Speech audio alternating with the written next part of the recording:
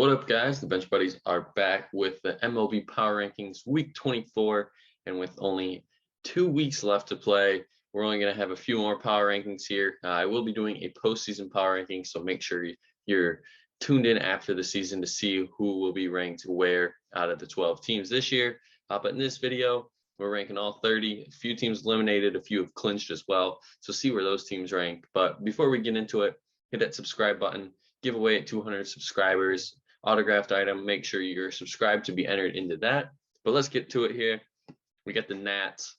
They're coming in 30th again, another week. They could be playing spoilers early this week against Atlanta. Get a few games there. You could take Atlanta out of the contention for the NL East and knock them to a wild card spot. 29th, same thing for the A's. They can knock a few teams around here.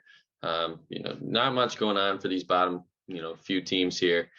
Just because they've been bad this year, but they can look to play spoiler this year. 28, same with the Pirates. Nothing much going on anymore. O'Neal Cruz is, hopefully going to be a face of the future, for a long time coming. He's been playing decent, but, nothing much to report. Tigers, however, they just signed Scott Harris to lead the baseball op. The new GM is taking over here. And I like it here. Going to be hands-on. He likes to spend more money than Avila did, and I love that going forward. But the Tigers have 6 games this week on the road against teams that are looking to make that postseason push, as the Tigers could, steal a few games. 26th, we have the Royals falling back a little bit. They stuttered last week, so they're dropping a few spots here. Nothing much to report. 25th, we got the Reds, same thing. They're just staying put here. They have the Brewers coming to town, so could be stealing a few games from them and eliminating them from the wild card contention. 24th, we got the Marlins moving up a few. They had a really good week last week, and they have a very easy schedule this week and could be moving up again. The Cubs, however, they have, a fairly even schedule, but they're on the road going against those Marlins actually tonight and the rest of the week. But the Cubs, kind of a disappointing season. They didn't trade Contreras or Happ. I think they just wanted to let that one ride out for the rest of the year, make the Cubs fans happy. Obviously, they loved playing in Chicago, and I think, they probably should have dealt them, got pieces, but sometimes loyalty is always good. 22, we got the Rangers. They're also eliminated. They're looking to play some home games to close out their season here. Nothing to report here, as they looked, kind of like they could be a postseason team, but just didn't have the pieces. 21, we have the first team that isn't eliminated yet. And the only thing they got going for him is Shohei, of course.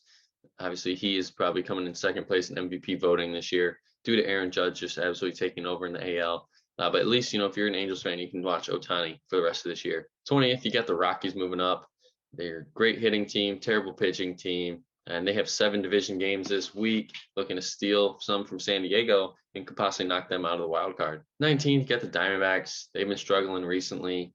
They have more divisional games this week against the Dodgers. They've already almost clinched. I believe they've clinched the NL West too, and the best seed in the NL. So, nothing really there, but Diamondbacks are looking to, play some prospects that they think could be a major part of their system moving forward. 18th, same for the Giants. Nothing much to go here. They could spoil San Diego, though. They played them the last season or series of the season. But, if you're looking back on it, I think they should have traded Carlos Rendon at the deadline. They were right around this position, right around 500, and they just didn't trade him. They thought they could have made the push, but unfortunately didn't work out for him. They do have him coming back next year if he accepts his option, but I highly doubt that'll be happening. 17th, you got the Red Sox, a team that had so much potential at the beginning of the year, but it just didn't work out for them. They still mathematically have a shot, but it's not looking good. They'd have to win out, and a lot of things would have to happen here for them to get in. They do play the Yankees this week, and if they go in and sweep the Yankees, and the Rays win a lot of games this week, the Rays could be in first place here. 16th, you got the Minnesota Twins. They're 6 games back from Cleveland. They went to Cleveland and finished actually 1-4. They lost again today. So now they're 7 back from Cleveland, and it's just, too little too late here for the Twins. It showed promise in the, early months of the season, but they just couldn't make that extra push and take them over the edge. 15, you got the White Sox, and they're 8-3 in their last 11, 3.5 back from Cleveland, 5 back from the last wild card spot. And they do play 3 games against Cleveland tomorrow on Tuesday through Thursday. So if they can win all 3 there, then this division race will get very interesting. And then they close the week with Detroit, should beat them at least 2 out of 3 times. And this White Sox team could have a division lead next time 14, we got the Baltimore Orioles. I think this team is not going to have enough to grab that final wild card spot. Unfortunately, it's going to be tough to not see them in after having a great year, obviously way over their win totals. But if they can win all 3 against Detroit and go 2-2 against Houston, I'm not counting them out yet because they do play half of their games against divisional opponents. So this team could, squeak in if things go their way. 13th, you got the Milwaukee Brewers. And, they're hoping for that last wild card spot. They're 2 games back. They have the tough start to this week going against the Mets at home. 4 in Cincinnati. You got to grab at least 3 there to keep those wild card chances alive. But they are 7-3 in their last 10, and they have been playing some good baseball. Phillies, they are coming down to 12, dropping out of the top 10. They had a 5-game winning streak, and they immediately followed that up with a 4-game losing streak. They hold the last spot in the wild card above those Brewers, and they have 6 opponents that are looking like postseason teams. And, they really got to go 3-3 at worst to really keep that lead on the Brewers. 11, you have the Guardians moving up to. They're 11-3 in their last 14 and really taking not a commanding lead, but a dominant lead here in the AL Central. If they can win 2 of those 3 in Chicago, I think, they're going to not run away, but coast to the end with this AL Central division. But the one thing that scares me going into postseason play is they are 29th in home runs with 113. So they're going to have to find different ways to win games when they get to the postseason. Starting our top 10, we have the Seattle Mariners. They fell a little bit here because they lost 4 of their last 5, but they are a healthy team in the MLB right now. They have 7 road games against some poor teams. If they can rebound this week, get at least 5, I think they'll be just okay for that wild card spot. But the pitching staff is going to be what's going to carry this team to a postseason berth if they make it. 9, we have the Padres also making the top 10 again. They're on a 3-game winning streak currently. They have that 2.5-game lead for the last wild card spot against Milwaukee, and they have 3 versus St. Louis at home in a big series there, depending for the wild card spot, because I think it could go either way there. But Colorado, I think they should take 2 of 3 and finish 8. We have the Blue Jays moving up. They hold the first wild card spot in the AL, a 6-game lead from the O's, who are out of the playoffs. So more than likely, this team's looking like they could clinch possibly at the end of this week. Hitting wise, it's a very scary team, but the rotation is going to be the question mark going in the postseason.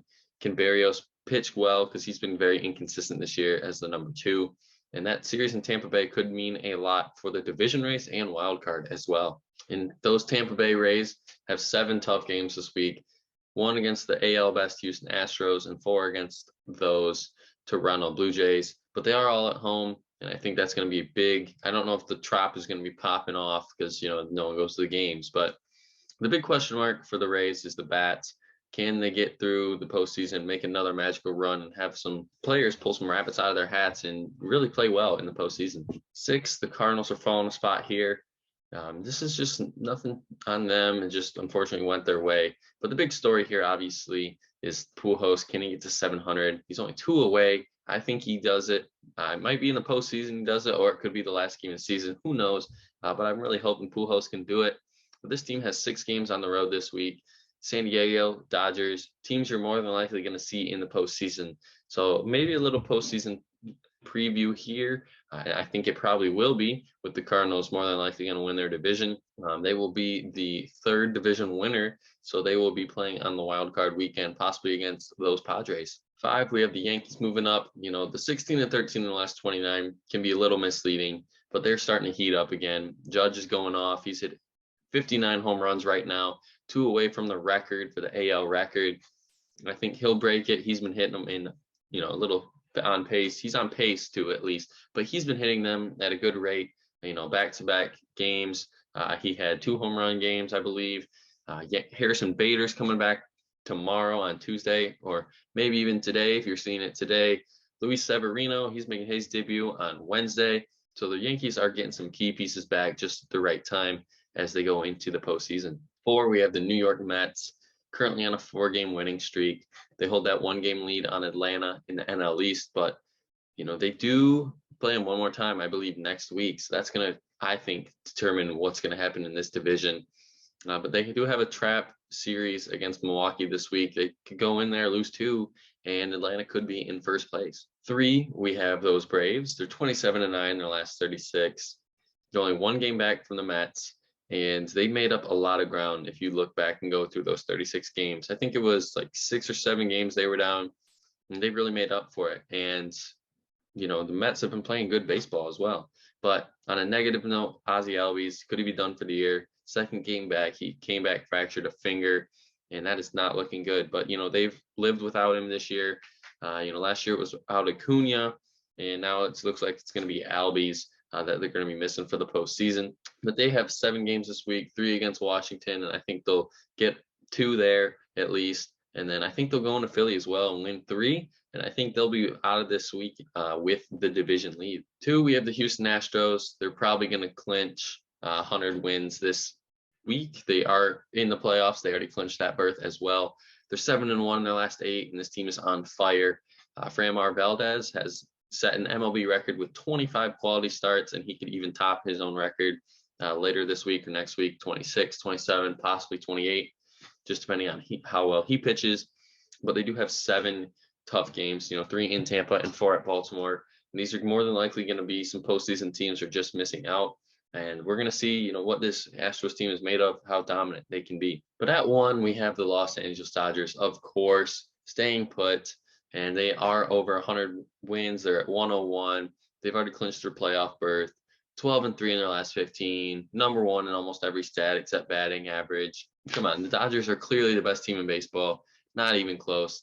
8 games at home against Arizona. They're probably going to win 4. Against St. Louis, they'll probably win 2, which will be a very good weekend series. But the only negative note is David Price is probably going to retire after this year. He announced it. I mean, I don't see him coming out of retirement just because he's been moved to a reliever role. He's getting older.